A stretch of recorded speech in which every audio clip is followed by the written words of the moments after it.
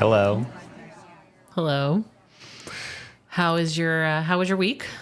It was good. Been watching a lot of Star Wars, so it's been fun. Oh yeah. We watched the original trilogy this past week because we're going through Star Wars chronologically, and so we finished Rebels. We watched Andor within like 2 or 3 days, and then we watched Rogue One and A New Hope back to back since they take go place into each other kind of. Yeah. Yeah. And then Wait, okay, quick question. How long after Rogue One does A New Hope take place? Like it's like instant.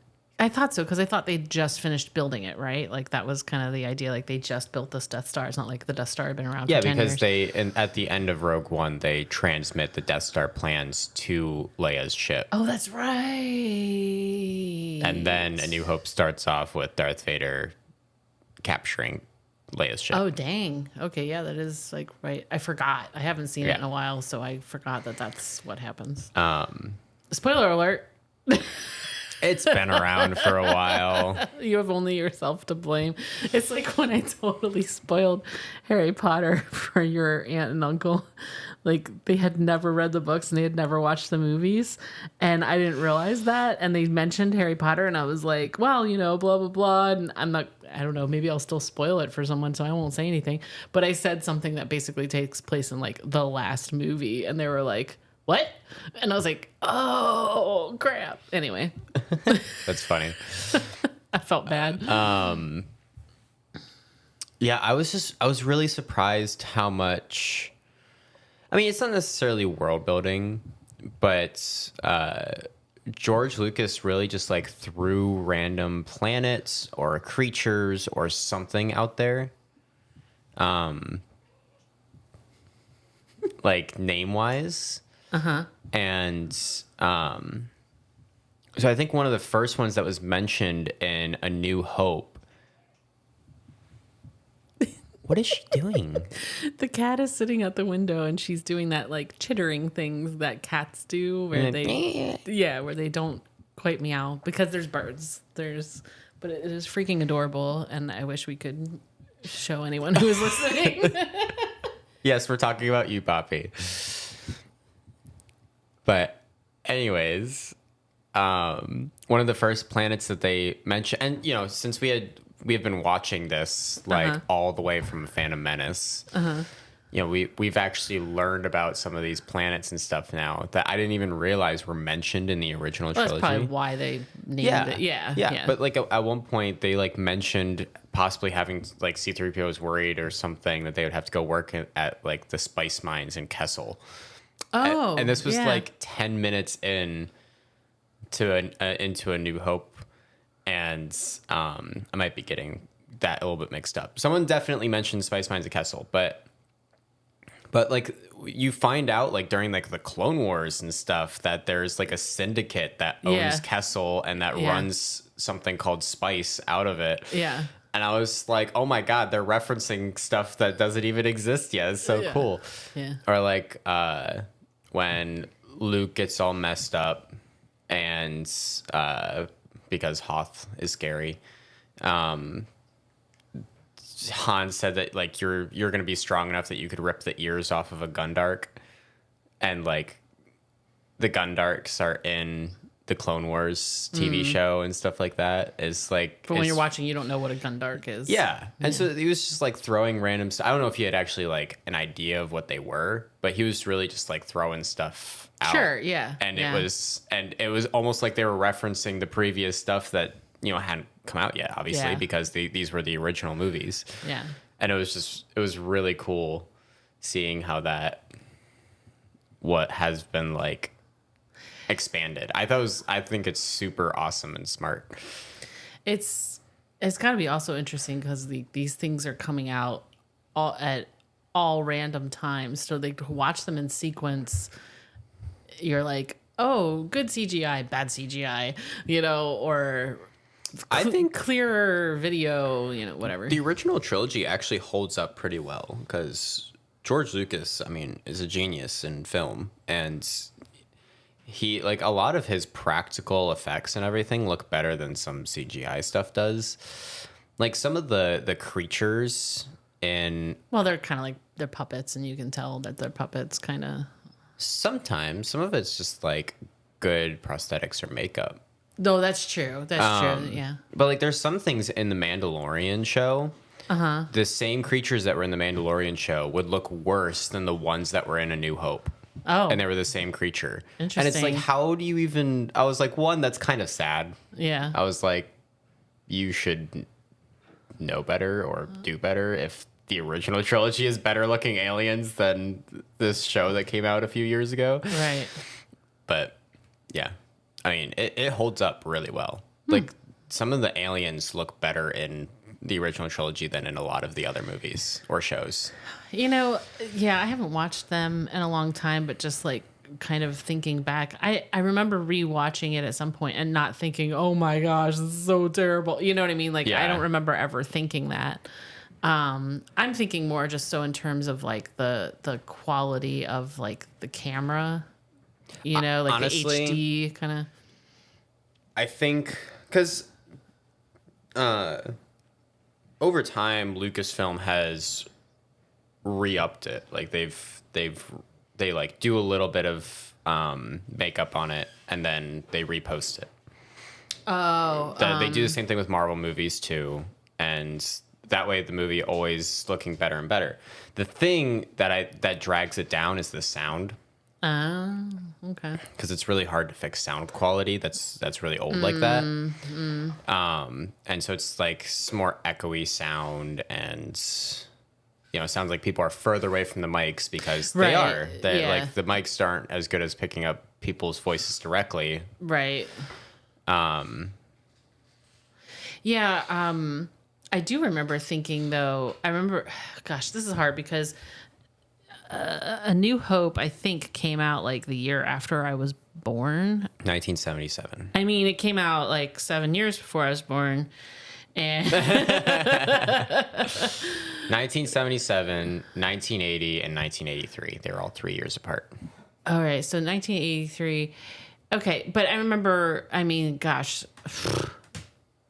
my brother had so many Star Wars things, and it was still an obsession, like way after they came out. You know what I mean? Yeah. And I feel like I remember conversations about people talking about how like innovative some of the like sounds were, like how they would go out and find different sounds to put together to make like a speeder sound, you know, going by or like whatever. I did notice that they reuse sounds a lot, though. Oh yeah. Empire Strikes Back, especially, they used the AT-AT stepping sound for everything.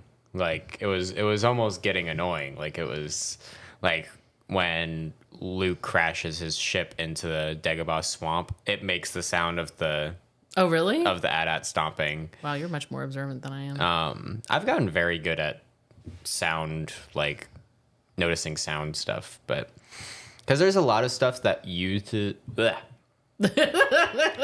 caught on my tongue that uses Star Wars sound effects, because there's a lot of shows, you know, that aren't Disney or something that I'll hear like the blaster sound from an AT-AT or something like that, or I'll hear some sound effect that I know is from another show or movie or something. Or the Wilhelm Scream, Yes, which is in everything. Yeah, Which, if people don't know, explain what that is. the Wilhelm Scream. I'm not exactly sure how it originated. I think it was just this actor that. Yeah, I actually read recently on it, but I can't remember either. But I think it was named by like the person who made the screen. Basically, it just Scream? became like a free use Scream that they could insert into movies, and it just was in everything then. Okay, so it was made from Originally 1951 movie Distant Drums, where a soldier is bitten and dragged underwater by an alligator. And the screams for that scene is what became known as the Wilhelm Scream. Wilhelm Scream. And it doesn't say, no, it wasn't like the actor was a different person. So it wasn't, that's not the reason why it was named Wilhelm. So, okay, here. See, I knew it had something to do with Star Wars. Okay.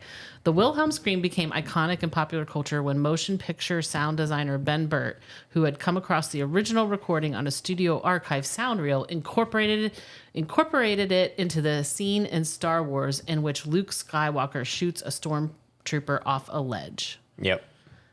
And that's honestly how I always remember it as. I could have sworn Boba Fett did it too when he was shot into this Sarlacc pit, but he doesn't. No, he doesn't. We just watched Return of the Jedi last night. Yeah. By the way, found this. Bert, that sound designer, named the scream after Private Wilhelm, a minor character from The Charge and Feather River, who appears to emit the scream and adopted it as his personal sound signature. That's funny. Like, this is my scream. And then I'm trying to remember what it was, but there was one where somebody did like a Wilhelm scream on top of a Wilhelm scream, and it was like Wilhelm Scream Inception or something like it. But it's so funny because it's so recognizable now. It is. Yeah.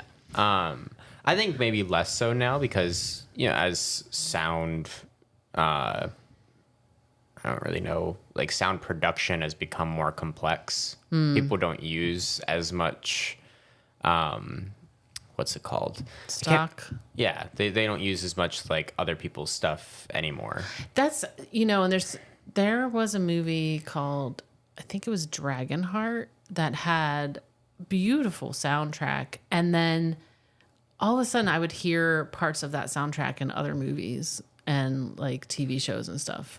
Yeah. I've never at least it sounded that way to me. I've never really tracked it down, but I was always just interested. I was like, why do I keep hearing this same orchestral, piece and everything? But yeah, anyway. Yeah. I love Star Wars though. I'm so excited to be watching The Mandalorian again because I think I've watched so good. I think I've watched the first season a couple times now because I think I watched the first season and then I watched it again when the second season came out. Uh-huh. And maybe I watched both of the seasons again when the third season came out. I'm not sure. It is such an easy show for me to just sit down and rewatch because it's so good. It's one of the most brilliant pieces of Star Wars ever. Yes. I'm so happy it exists. Yeah. Man, we also watched the season 1 trailer last night, mostly because Shelby didn't want to watch the first episode and I was really dying to at least get a glimpse. So I watched the trailer. Uh-huh. And I forgot that they did not mention at all that Grogu was in it. Yeah, I know. That was such a surprise. And so when seeing him, I was like, oh my God. Right. I mean, that was the whole thing, right? Like, I mean, it was everybody was like, cool, Mandalorian, all right, awesome. And then you watch the first episode, and at the end, it reveals like the bounty he's looking for is like little baby Yoda, and people are like, oh my God. And it's either the season finale, or so spoilers, or season 2 that they have the Darksaber.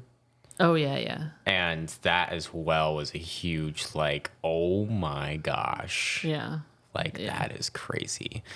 It really sucks. I don't think they're doing any more Mandalorian after the movie comes out. What?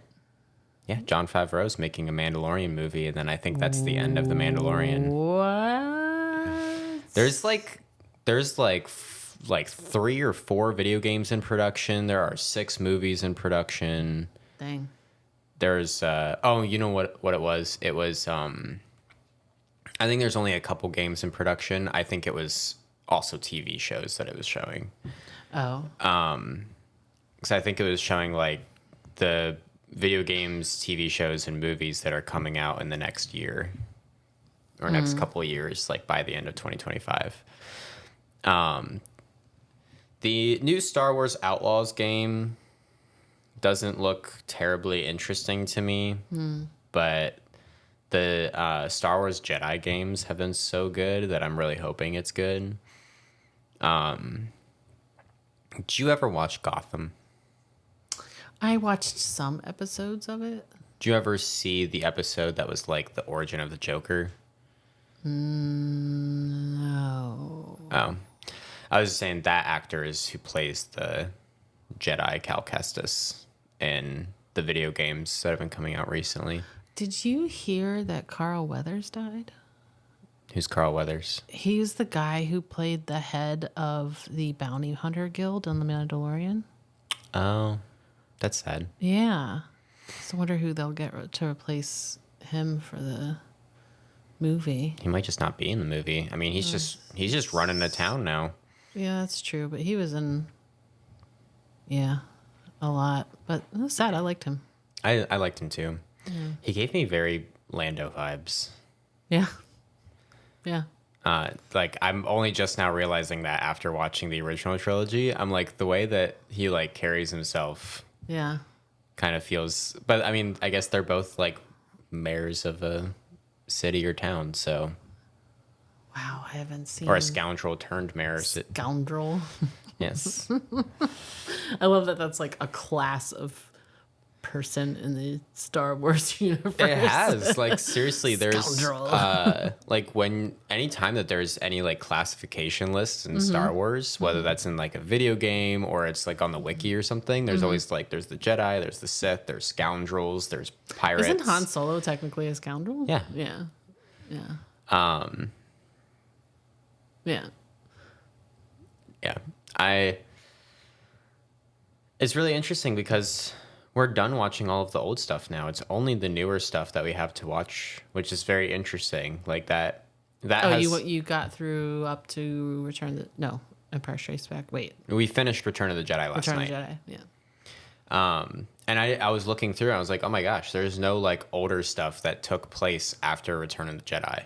Well, they didn't really. I mean, it was those three movies for the longest time. There was like no TV shows. There was those three movies, and then like 15 to 20. I'm not sure when The Phantom Menace came out. I want to say 2001. I want to say 2001, but I'm pretty sure Revenge of the Sith came out 2003. Oh no, I think Attack of the Clones came out 2000. I'm pretty sure. I'm confused. Oh wait, no. It had to have come out before 2000. No, it was 1999. Yep, because your dad and I were still living in Harrisburg. I'm pretty sure instead of 3 years apart, they came out 2 years apart, and it was Phantom Menace, Attack of the Clones 2001, and then Revenge of the Sith 2003. I remember people being like, "Oh my gosh, there's more Star Wars," and I remember specifically going to a theater in Camp Hill. How far apart did you say? 2 years apart. 3 for this one. 2002 was Attack of the Clones. I wanted to say that, but I was like, I feel like they're like spread out. What's the last one? Revenge of the Sith. What do you mean, what's the last one? It's like one of the best Star Wars movies. 2005. 2005? Oh my gosh. Yeah. So it was 3 years apart again. Okay. Yep. Yeah. And then after that, they had the original Clone Wars, the vintage Clone Wars, that then got retconned into the newer animation of the Clone Wars, which I recently rewatched the vintage Clone Wars, and it is so fun to watch. Is it? Yeah. I thought you were going to be like, it is so Oh, no. bad. It is so good. It is so good. And I'm really glad that they, like, implemented a lot of the vintage Clone Wars into, like, the main Clone Wars show. We really had to, like, since the prequels came out, and then George Lucas wanted to tell so many stories between the prequels and the original trilogy that you have the Clone Wars, which takes place during the prequels.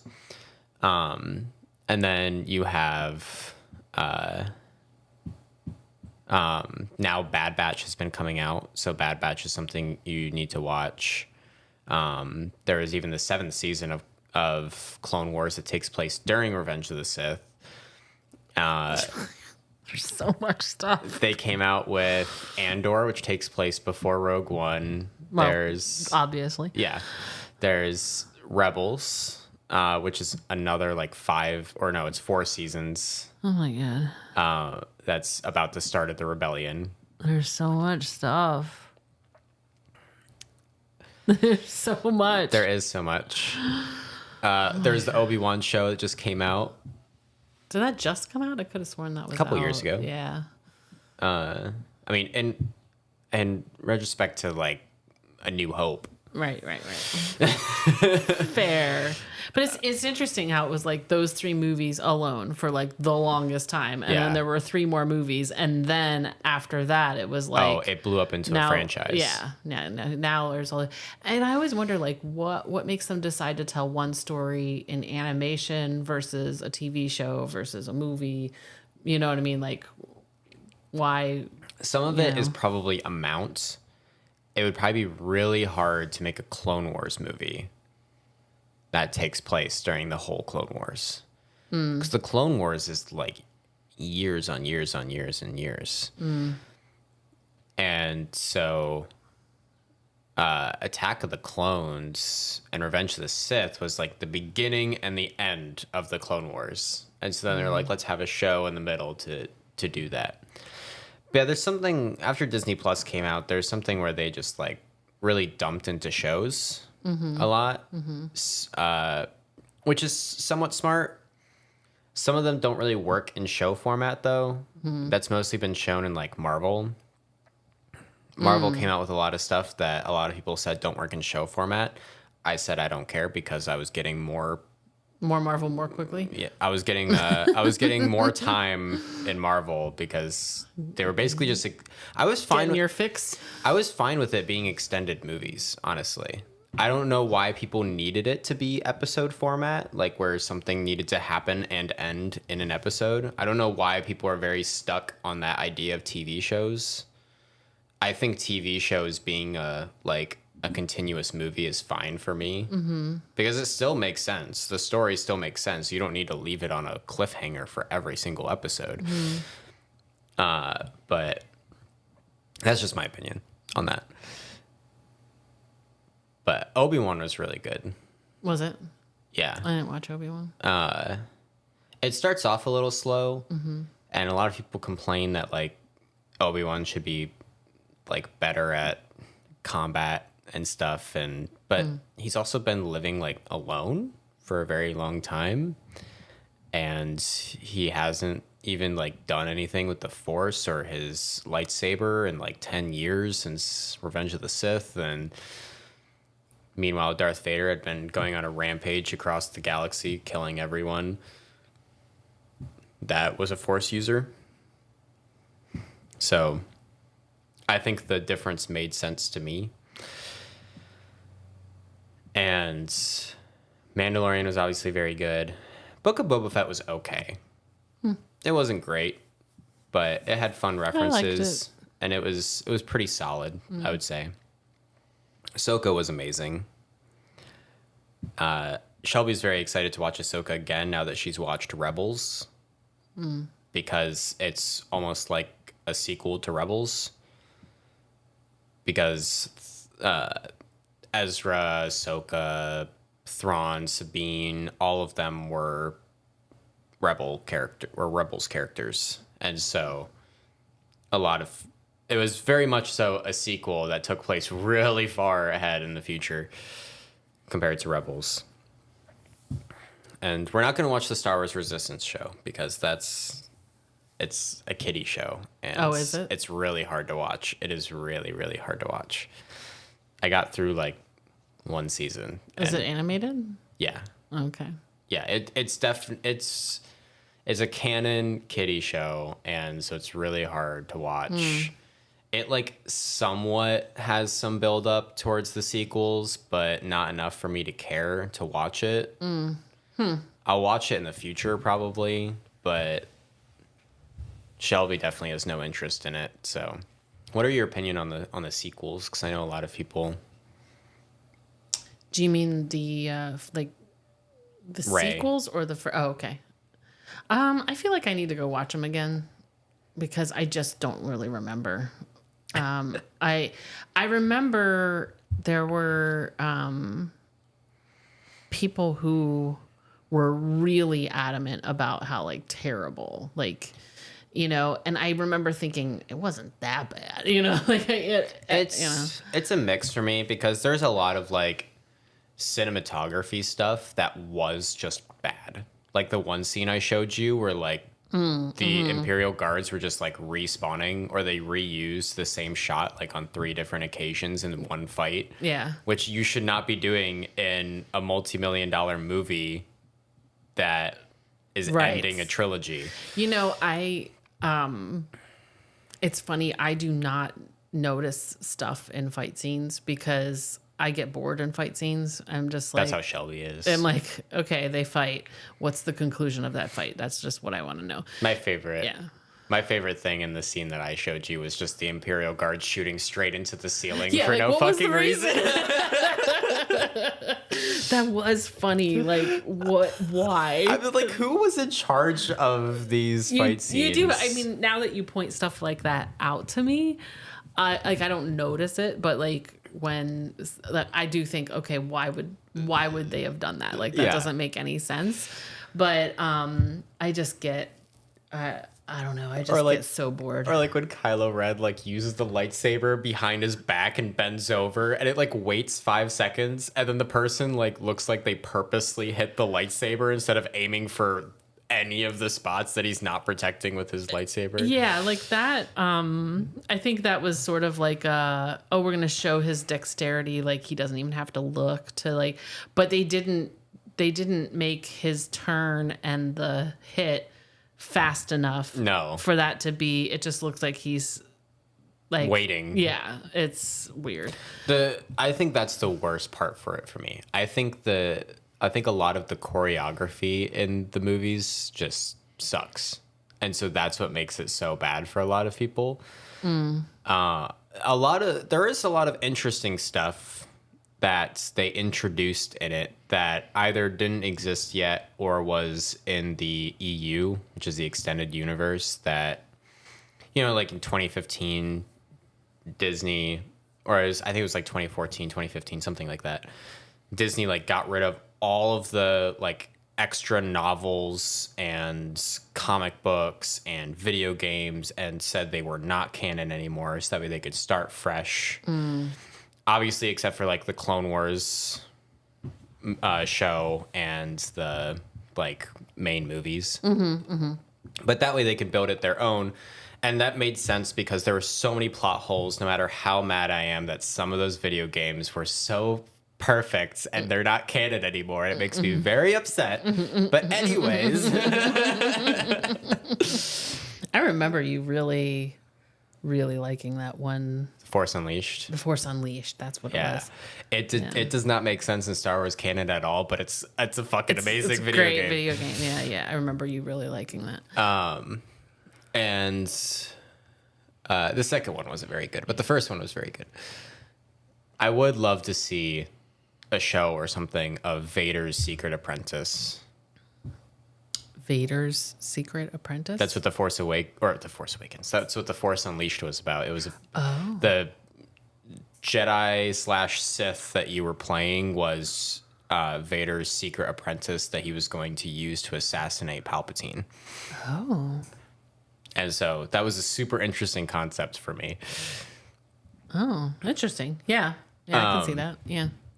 But there was some really interesting stuff that came that was either introduced or reintroduced. For one thing, the planet that they used for Starkiller Base in Force Awakens was the main planet that the Jedi used to get their kyber crystals for their lightsabers. Okay. And did all their rituals and stuff to make a Padawan basically evolve into their next step. Which you actually do get to see in Clone Wars. You get to see some of the Padawans go into the ice caves and find their kyber crystals, which gives them all sorts of like force visions and tests and stuff like that they have to overcome. It's really interesting and it's really cool. But you kind of discover that that's the planet that they used to make the Death Star. They would harvest out the crystals to make the laser for the Death Star. Oh. And that's why there's that huge trench going around the equator. And then instead of making another Death Star, they just turn the planet itself into another Death Star. And that's why it's so powerful, because it has all of those kyber it's like crystals. they're in it. there. Yeah. And so I thought that was really cool. I actually really... Here's the thing. I'm very conflicted about The Force Awakens, because I think The Force Awakens is a very good movie. But I also agree with everyone that says that it's just a copy of A New Hope. Yeah. So it's like... Which in some ways isn't like surprising. I mean, stuff like that repeats all the time. I like to think of it just as an ode to A New Hope. And so therefore it's okay. Especially since I like the characters. I like Poe Dameron. I much rather would have liked Finn to become a Jedi than Rey. Because Rey was and still is a very boring character to me. And she's so like overconfident, and it kind of annoys me. But I do not honestly, remember enough to remember her being overconfident. I think that's what all of it was for me. I think almost like all of the main characters were overconfident in the sequel trilogy, and that's just why I wasn't super interested. But I really liked Finn as a character.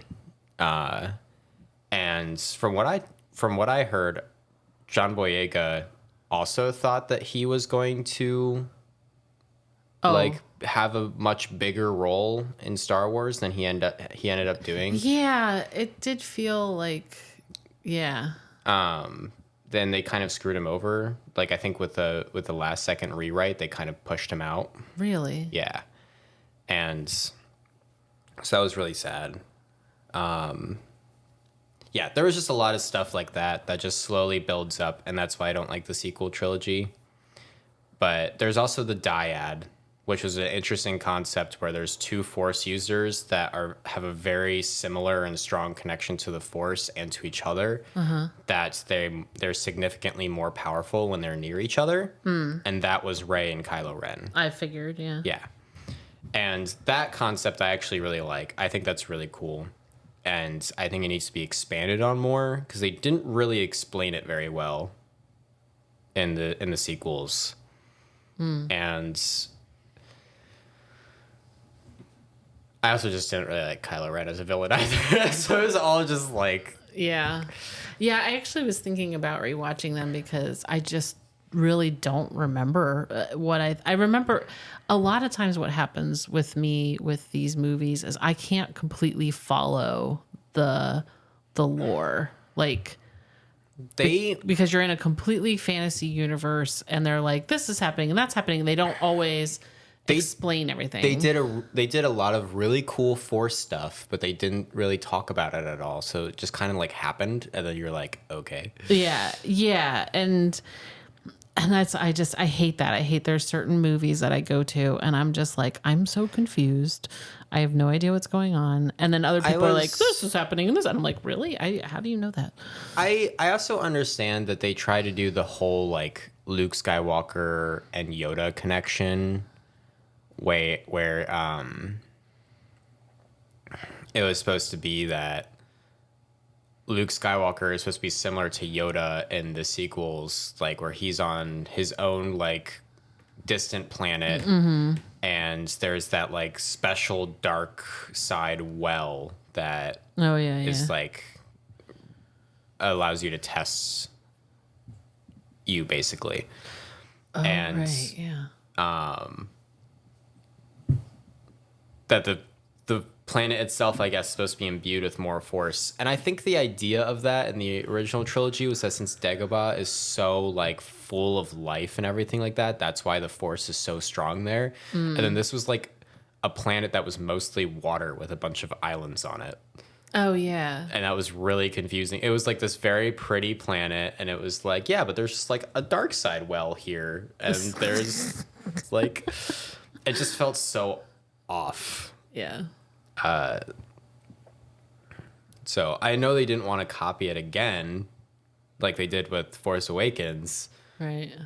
but the connection just didn't make sense to me very much. What's very interesting to me, what would be interesting to me would be to examine like different generations' reactions to the movies. Like I'm betting that younger people, like younger, if they watched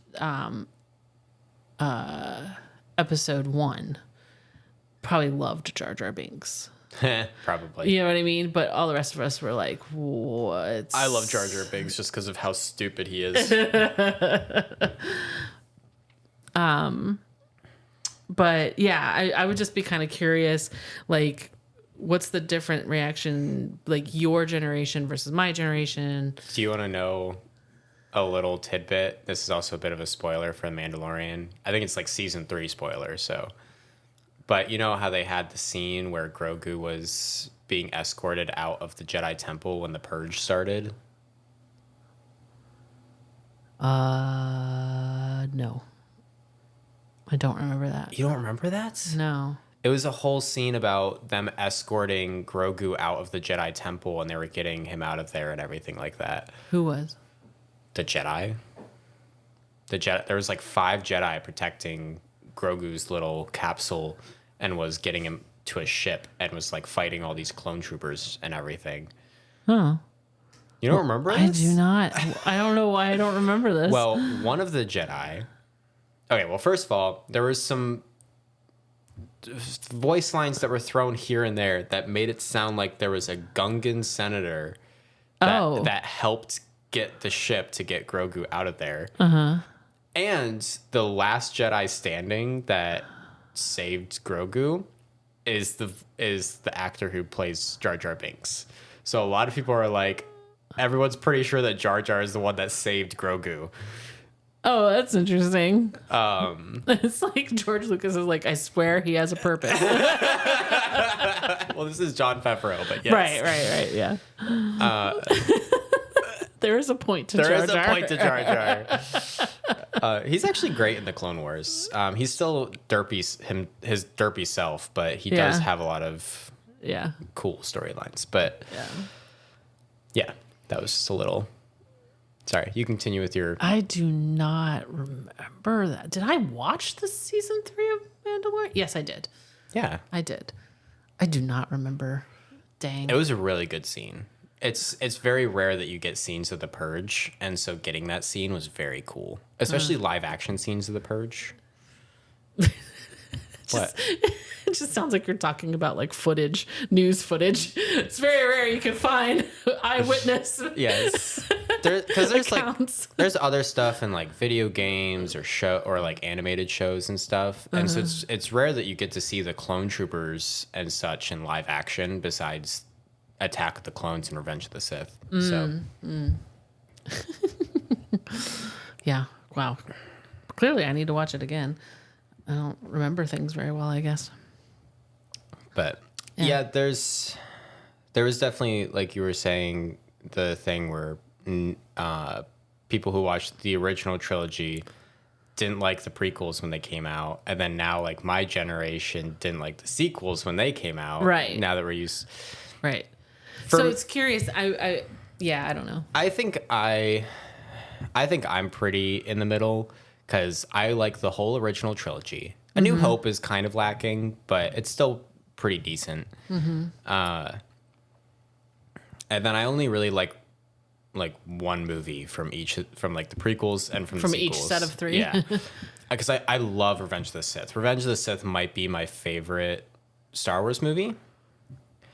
Force Awakens I thought was pretty good, and I liked the characters and stuff, but I still think the movie could have done without Rey. I think if Rey wasn't in it, the movie would still work almost the same way.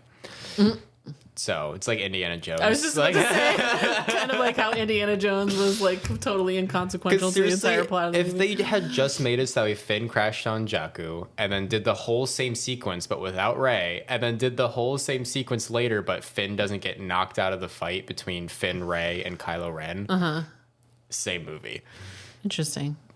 So Yeah, it kind of would have been cool to watch like a stormtrooper become a Jedi. that's what everyone was hoping for. But that would have been. And I actually thought like maybe both of them would be. I thought so too. Yeah. I thought it might have been both of them as well, and it would have been actually I think it would have been more interesting to see them as the dyad. Yeah, I was actually just thinking that. Yeah.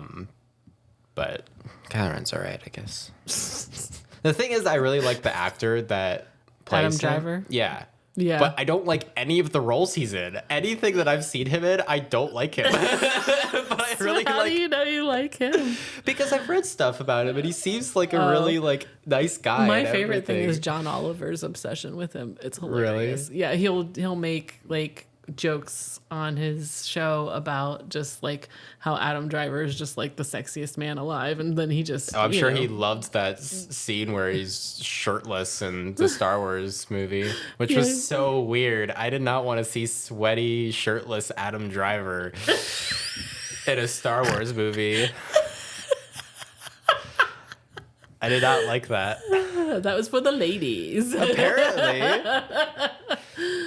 Honestly, my the whole God. sequel trilogy felt like it was for the ladies. ladies. Because that's where a lot of women got interested in Star Wars, is because they made it like this like romance. Yeah, they like the love story and yeah, That's how Shelby this got is in it. very, very gender stereotyping, but I mean, that is how a lot I of mean that's how a lot of people reacted. Like, yeah, Yes. yeah, the women were like, yeah, a lot of women that I know started liking Star Wars because of the sequel trilogy. Yeah. So, including Shelby.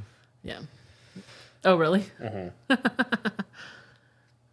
trying to think of what else Adam Driver has been in that you've seen.